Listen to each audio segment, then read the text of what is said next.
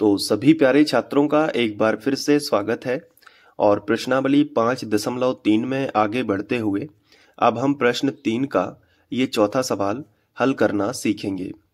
तो इसमें हमें A3 यानी तीसरा पद 15 दिया गया है और 10 पदों तक का योग 125 दिया गया है और D और A10 ज्ञात करना है। तो सबसे पहले तो जो हमें दिया है हम उसी को लिखेंगे। तो लिखेंगे दिया है A3 बराबर, सबसे पहले A3 बराबर हमें दिया गया है 15। तो यहाँ पे हम लिखेंगे कि A3 बराबर 15 दिया गया है। ठीक है, इतना कर लोगे। अब तीसरे पद का फॉर्मूला क्या होता है? A plus 2D। एक घटा के D चिपका देते। कोई भी पद हो फॉर्मूला आप खुद बना सकते हो, मैंने आपको बताया है। कोई भी पद हो A तो फिक्स रहेगा और जौन सा भी पद है उसमें एक घटा के D चिपका दो। बराबर है तो बराबर लगा दो और यहाँ पे 15 लिखा है तो उसको लिख दो। तो इसको हमने जो A3 हमें 15 दिया गया था उसको हमने तोड़ दिया, A प्लस 2D बराबर 15 और इसे हम समीकरण 1 बना देंगे। यहां तक क्लियर है। अब साथ में और क्या दिया गया है तो हम लिखेंगे और दिया गया है S10 बराबर 125। तो इसको लिखेंगे कि S10 बराबर दिया गया है 125। तो S10 का फॉर्मूला भी हम लगा देंगे और ध्यान से देखना S10 का फॉर्मूला क्या होगा।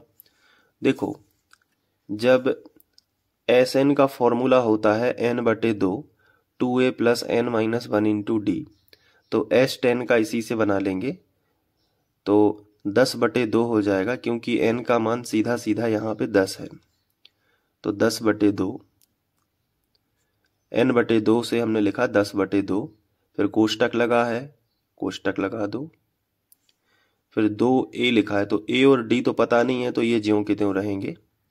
तो 2a और प्लस है तो प्लस, लेकिन ये n-1 है तो n का मान तो 10 है ना, तो 10 माइनस 1 d होगा, 10 माइनस 1 और फिर क्या होगा, d हो जाएगा। कोष्टक बंद करेंगे और बराबर है तो बराबर और 125। क्लियर है? स्टेप बाय स्टेप करना है एग्जाम में, ना कोई शॉर्टकट ना कुछ, नहीं तो नंबर कटने के चांस रहते हैं। ठीक है, हर स्टेप एग्जामिनर को दिखाना होता है कि कैसे आया, क्योंकि ये आपका जो है सब्जेक्टिव के लिए है। ऑब्जेक्टिव तो है नहीं कि जल्दी जल्दी सॉल्व करके केवल आंसर से मतलब होता है। यहाँ गणित को करने का तरीका होना चाहिए। 2 पंचे 10, 5 बार में कटेगा। फिर यहाँ पे 2a ज्यों का त्यों लिखा रहने दो, प्लस है तो प्लस, 10 में से 1 घटा दो तो 9 और साथ में क्या आ जाएगा, d, और बराबर कितना है, 125। अब देखो बहुत सिंपल है। अब क्या करना है कि जो 5 है गुणा में, ये गुणा वाली संख्या बटे में लेके आओ। तो अब अगले स्टेप में ये जो 5 है इसको नहीं लिखेंगे, बल्कि यहां से लिखेंगे 2a plus 9d, 2a plus 9d और बराबर हो जाएगा 125। और ये गुणा वाली संख्या बटे में आ गई तो 125/5। ये बटे में इसलिए ले आए हैं ताकि कट जाएंगे, ये कट रहे थे। अब देखो 2a प्लस 9d बराबर 5 से काट दो तो 5 दूनी 10, 2 बार में तो बचे 2, 5 25। तो 5 से काटा तो 25 बार कट गया। अब इसको हम, इसमें क्या पूरे समीकरण में किसी संख्या से भाग जा रहा है? आंसर है नहीं जा रहा है। यहाँ 2 है, यहाँ 9 है, अलग अलग पद है, तो इसको डायरेक्ट ही हम समीकरण 2 बना देंगे। अब थोड़ा ध्यान दीजिए, ये है समीकरण 1 और ये है समीकरण 2। इसको विलोपन विधि से हल करेंगे तो लिखेंगे समीकरण 1 व 2 से। दोनों समीकरणों को साथ में लिखना है ताकि a और d के मान मिल सकें। तो समीकरण 1 व 2 से अब नीचे समीकरण 1 लिख लेते हैं। सबसे पहले क्या है समीकरण 1, a प्लस 2d बराबर 15। तो हमने यहाँ पे समीकरण 1 लिखा a प्लस 2d बराबर 15। ये है अपना समीकरण 1। और समीकरण 2 ये लिखा है, इसको भी लिख लो, 2a प्लस 9d बराबर 25। ये है अपना समीकरण 2। अब जरा ध्यान दीजिए कि यहाँ पे a अलग अलग हैं, तो हमें विलोपन विधि का इस्तेमाल करना है और a के गुणांकों को समान बनाना है ताकि a कट जाए। हम d के गुणांकों को समान बना के d भी काट सकते हैं, लेकिन अब a ही काट देते हैं। ठीक है, तो a का गुणांक नीचे 2 है और समीकरण 1 में a का गुणांक कुछ भी नहीं है, तो 1 है, 1 माना जाता है। तो 2 का गुणा नीचे वाले a के गुणांक का गुणा पूरे समीकरण में होगा, समीकरण 1 में, और ऊपर वाला जो a है उसका गुणांक है जो, उसका गुणा नीचे वाले समीकरण 2 में हो जाएगा। तो हम लिखेंगे समीकरण 1 में 2 से गुणा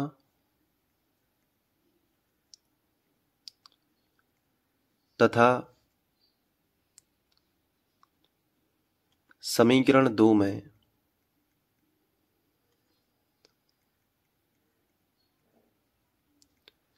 अब समीकरण 2 में ऊपर वाला जो a है उसके गुणांक से गुणा होगा।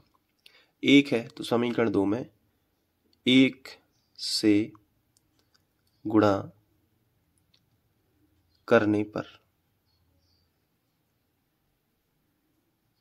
ठीक है, समझ पा रहे हो ना, विलोपन विधि है पूरी। ठीक है, तो 2 का गुणा करोगे तो ये ऊपर वाले समीकरण में सभी पदों में 2 से गुणा होता जाएगा।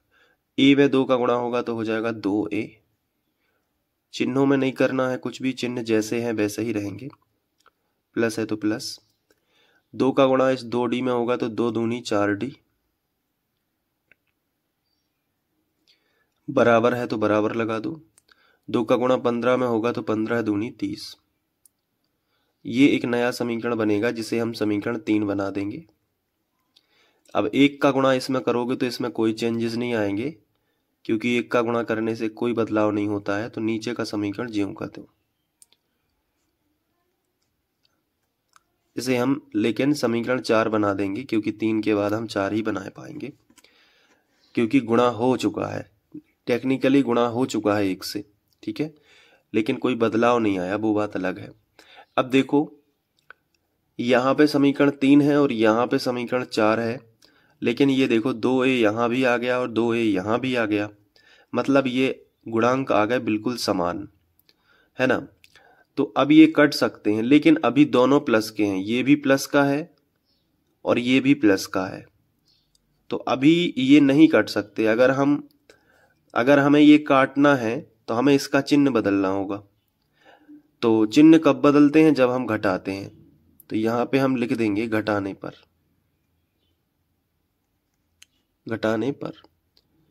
घटाने से क्या होगा, एक नीचे लाइन खींच देंगे हम, और नीचे वाले इस समीकरण के सभी के चिन्ह बदलते हैं। कब? जब हम घटाते हैं, ये रूल ही है। तो प्लस का है तो माइनस का हो जाएगा, ये प्लस का है तो इसमें गोला लगा के ये माइनस का कर देंगे, और ये भी कोई भी चिन्ह नहीं लगाया तो प्लस का ही था, तो इसके ओरिजिनल चिन्ह में गोला लगा के माइनस कर देंगे। अब देखो प्लस का 2a और माइनस का 2a ये कट जाएगा बिल्कुल।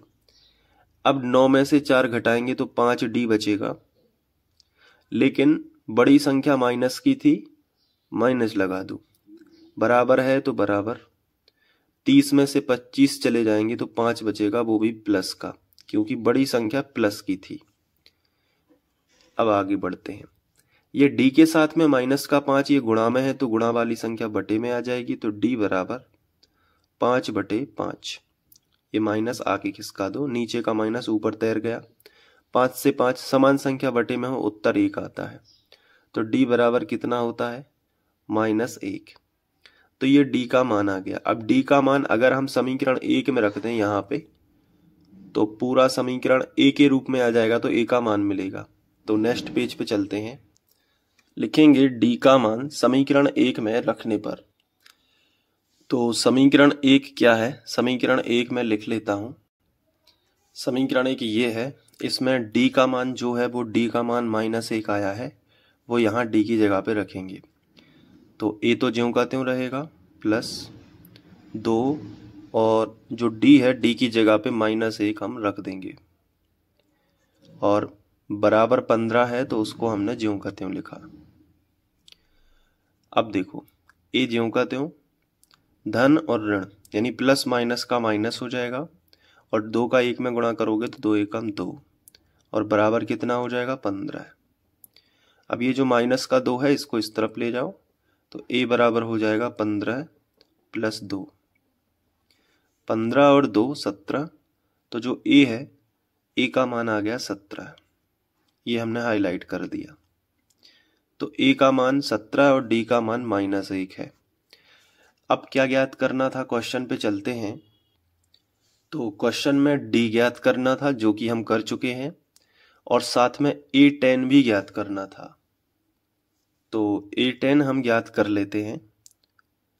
तो इसलिए a10 बराबर यानी 10वां पद, इसका फॉर्मूला होता है a + 9d। कोई भी पद हो फॉर्मूला आप खुद बना सकते हो, जौन सा भी पद है पहले वो लिख दो, उसमें a तो फिक्स रहेगा और जौन सा भी पद है उसमें 1 घटा के d चिपका दो। बराबर के नीचे बराबर, a का मान कितना है हम निकाल चुके हैं 17 और प्लस है तो प्लस, 9 है तो 9 और जो d है d का मान हमने निकाला है -1। अब इसको सॉल्व कर देंगे, ठीक है। तो 17 ज्यों का त्यों और प्लस माइनस का माइनस, क्योंकि कोष्टक है तो गुणा होगा और 9 एकम 9। अब यहाँ पे 17 में से 9 जाएंगे तो 8 बचेंगे। तो 10वां पद कितना आ गया, a10 बराबर 8। इसको हाईलाइट कर देंगे। नीचे हम लिखेंगे कि अतः d बराबर -1, जो पूछा गया है वही बस जवाब में दो। d बराबर -1 तथा a10 यानी 10वां पद जो है वो 8 होगा। ये फिनिश लाइन जरूर लिख के आना है एग्जाम में, क्लियर है ना। तो इस तरीके से ये सवाल हल हो जाएगा।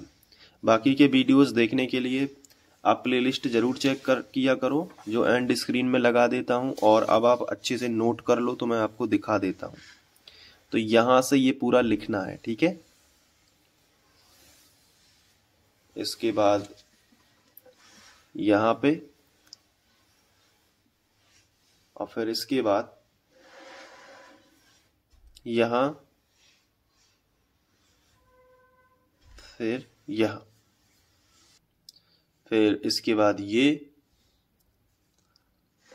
और आखिरी में ये, ठीक है। तो एक बार रफ रजिस्टर में खुद से प्रैक्टिस कर लो और फिर आगे बढ़ना, ठीक है। मिलते हैं नेक्स्ट वीडियो में। Thank you.